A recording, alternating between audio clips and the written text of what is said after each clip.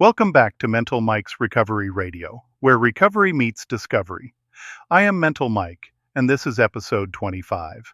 This week we go into some of the heaviest territory in all of recovery work, and I want to start by making one thing very clear before we go anywhere. There's a difference between shame and guilt, and that difference is everything.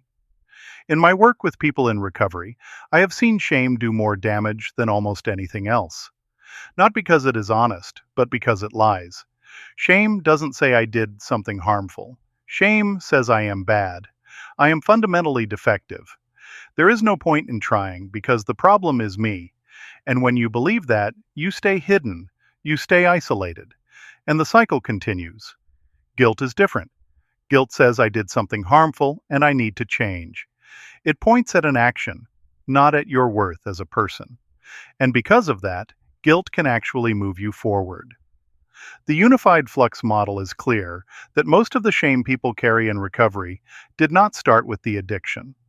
It started much earlier, in childhood, in the messages absorbed from the people and environments that were supposed to be safe. And addiction found that wound and rushed in to fill it. This week we learned to separate what belongs to shame and what belongs to healthy accountability. We build the inventory, honest and specific, of the harms caused, with the clear understanding that listing your actions is not the same as confirming that you are beyond repair. We also go into self-compassion this week, not as a way to let yourself off the hook, but as the only foundation strong enough to hold the weight of this honest work. Because you cannot do real self-examination from a place of self-attack. You need safety to look clearly, and you deserve that safety. And today, I want to introduce you to Emily. Emily's story speaks directly to the heart of what this episode is asking of you. Because Emily spent years believing the shame narrative, that she was the problem, that the mistakes she made were proof of something broken at her very core. And what this work helped her discover was something I have watched transform so many people over the years, that she could be fully known, every mistake, every hidden thing, and still be worthy of kindness. Her journey through shame resilience, through honest accountability, and through learning to offer herself the same compassion she would give a struggling friend, maps directly onto everything I have built into the UFM. Emily stopped hiding, and that changed everything. So settle in, be honest with yourself today, and be kind while you do it. And let's go deeper together. Welcome back to our discussion. We want to acknowledge the work you are putting in. It's profound, and our goal here is always to take this incredible material and, distill it into something you can really use. And this week is a big one, a demanding one. And we are talking about the heavy hitters, shame and guilt. Yeah.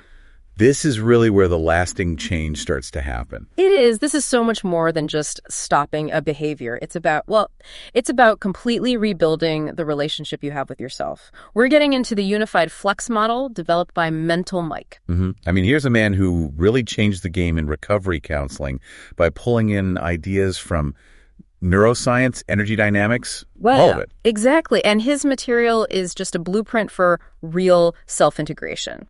So our job today is pretty simple. We've got to help you process these really tough emotions the right way. Right. So you can take accountability for the past without getting stuck, without being paralyzed by that toxic shame that just ruins everything. It absolutely does. It prevents you from living.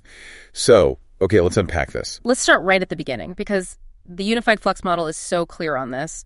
Mixing up shame and guilt. That's maybe the single biggest roadblock to moving forward. It is. I mean, they feel similar. They both feel awful, right? But they operate in completely different ways. So we have to separate them. You have to, so you can respond to what you're actually feeling. Okay, so let's start with the one that doesn't serve you at all. Shame. How does Mental Mike describe it? He calls it pervasive, toxic, and paralyzing. It's not about something you did. It's a global assessment of your entire worth. So the key phrase is? Shame says, I am bad. I am bad, not I did something bad. Exactly. It's identity-based. It says you are fundamentally defective as a person, and because it's about your core identity, it forces you to hide. It makes you isolate. It convinces you that if anyone really saw you, saw the real you with all the mistakes, they'd reject you. Right. And that secrecy is just fuel for addiction. Okay, so hold that idea of paralysis and compare it to guilt. Guilt is uncomfortable, for sure. Sometimes it's really painful. But the UFM says it can actually be healthy. It can be constructive, yeah, because guilt is specific. Guilt says, I did something bad. It focuses on an action. An action that violated your own values or hurt someone else. And that focus on action, that's everything. Because guilt can motivate you. It can motivate change, an apology, making amends. It tells you your behavior was wrong, but it doesn't condemn you as a person. The UFM has that classic example, right, with stealing money. So if you stole money, healthy guilt says, okay, that was wrong. I violated my own integrity. I need to pay that back, and I need to change so I don't do it again. Mm-hmm. But toxic shame takes that exact same action, and it just hijacks the whole message. Shame says, I am a thief. I am a bad person. There's no point in even trying to fix this because the problem is me. And if you believe that, you're stuck. You won't make amends. You won't ask for help. You just stay paralyzed. That's it. That's the core of it. Guilt moves you toward repair. Shame keeps you stuck in isolation. Mm-hmm. And your work this week is about learning to feel the appropriate guilt while fighting back against that toxic shame. So where does it all come from? I mean, this deep, painful shame, it often doesn't start with the addiction itself, does it? Not at all. That's what's so powerful about Mike's work on this. The UFM discussion on origins is, it's really eye-opening. Yeah. He explains that most of our core shame, it starts in childhood. A kid's survival depends on being accepted. Mm-hmm. So if you get the message that you're unacceptable, that's a deep, deep trauma. An existential trauma. And we carry that forward. We do. And it becomes this emotional vacuum that addiction just rushes in to fill. Mike breaks it down like, take abuse. A child's mind can't process that, so it internalizes the blame. Something must be wrong with me for this to be happening. Exactly. And that creates this profound shame. Or what about neglect? That's just as damaging. How so? It creates shame around just having needs. If your caregivers weren't there for you, you learn, I'm not worth caring for. And that belief, I'm not worth caring for, that's devastating. It makes asking for help, which you have to do in recovery, feel like a personal failure. Mm-hmm. It just keeps you isolated. And then there's the shame from, perfectionistic parents. Yeah. Where you only feel accepted if you're excelling. So just being average or failing at something, that feels like proof that you're worthless. Right. So you show up to adulthood with this whole operating system of shame already running, this pre-existing wound. Yeah. And that is what drives the addiction cycle. The shame creates this unbearable pain. And the substances, whether it's alcohol or something else, they numb that pain really, really effectively. That's the tragedy of it. The substance works so well on the shame that you become dependent on it. But then the addiction itself, the lying, the hiding it, creates all this new guilt. And that new guilt, it just gets filtered right back through that old shame identity. It turns into, I'm a terrible person, I'm a failure, I'll never change. And what's the solution you've learned for that feeling? Use more. Yeah. It's a perfect trap. So if you want to break the cycle, you have to go after the shame directly. Recovery isn't just stopping, it's healing the source of the pain. Okay, so that brings us to the practical side. We know shame wants us alone and in the dark. The UFM gives us strategies for what it calls shame resilience. Yes, and this is so important. This isn't just some theory, it's a skill, a capacity you can build.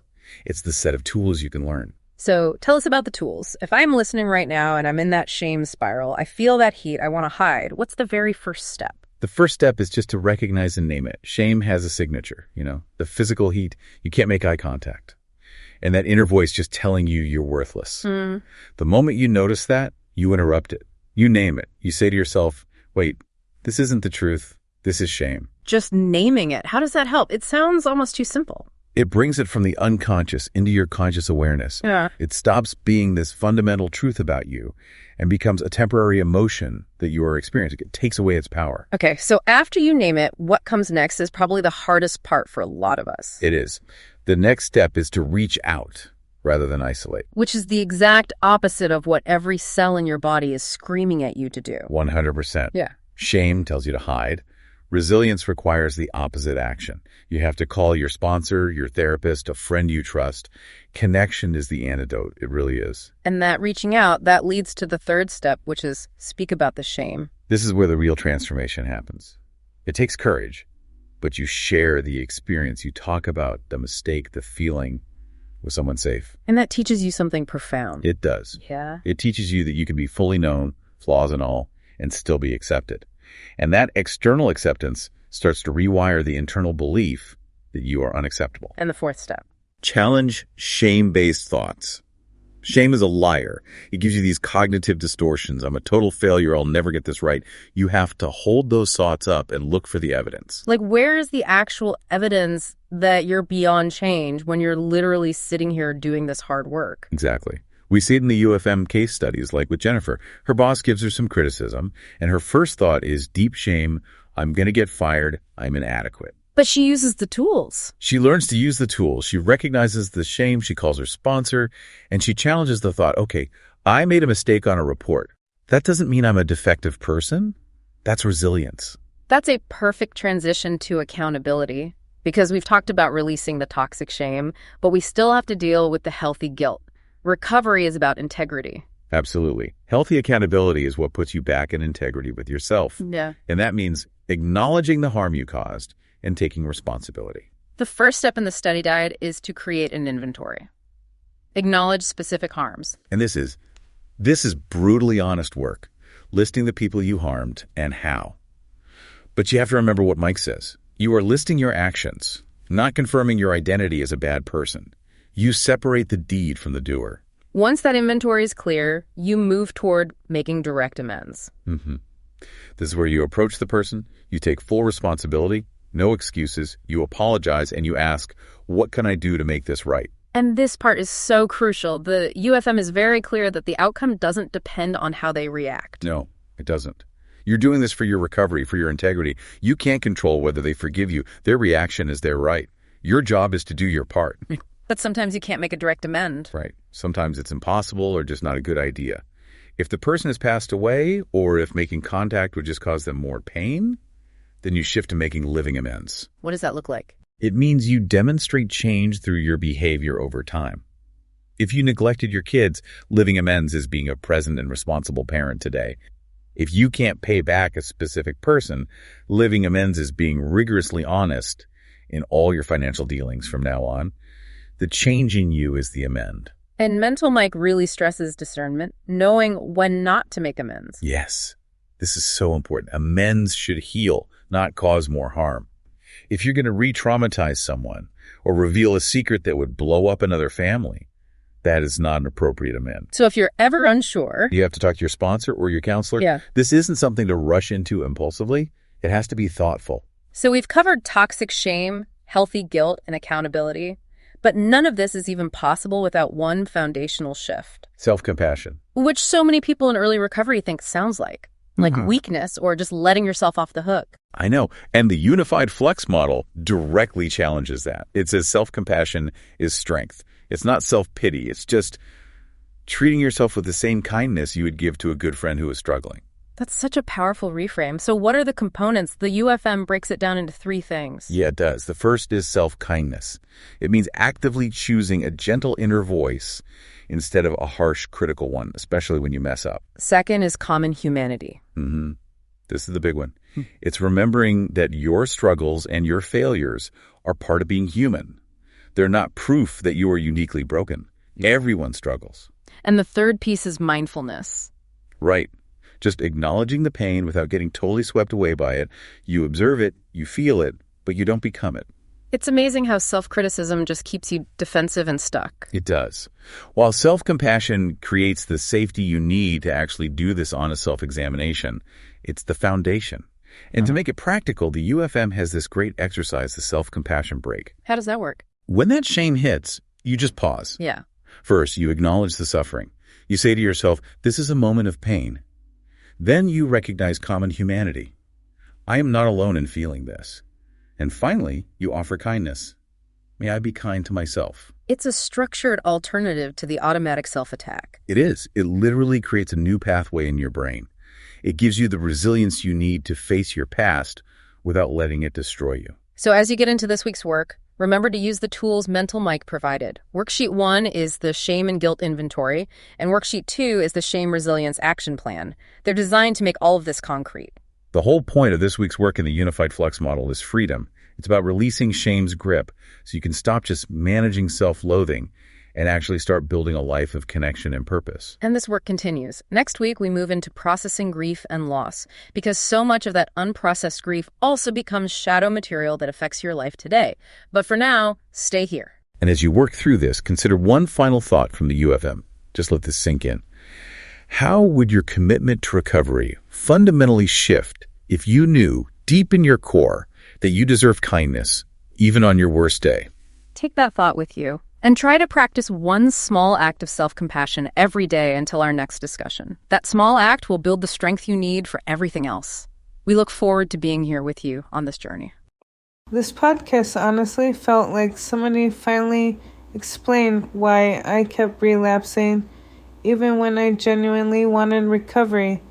Because every time I made a mistake, I didn't just feel guilty, I felt defective, completely broken as a person, and there's a huge difference between those two things. That distinction between shame and guilt in this episode honestly changed how I understand myself. The podcast said guilt says I did something bad, but shame says I am bad. That hit me immediately because shame has been the soundtrack of my entire life, long before heroin ever entered the picture. Growing up, everything felt conditional: love, attention, approval. If I succeeded, I mattered. If I struggled emotionally, I felt like a burden. And eventually, I internalized this belief that something about me was fundamentally wrong. So, when addiction happened, it fit perfectly into the story I already believe about myself.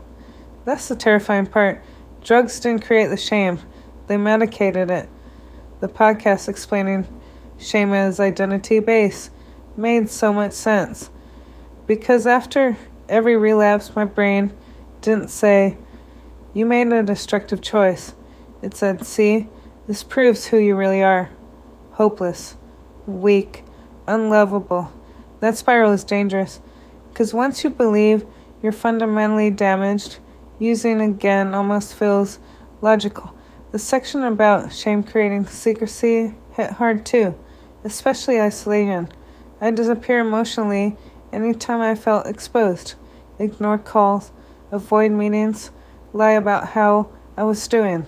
Not because I wanted to manipulate people, because shame convinced me if anyone saw the truth, they'd leave. That's what addiction feeds on. Silence. The childhood shame section honestly made me cry though, especially in neglect. The idea that emotionally neglected kids often grow up believing their needs are unacceptable. That explained my entire nervous system. I apologize for everything automatically. I struggle asking for help. I feel guilty resting.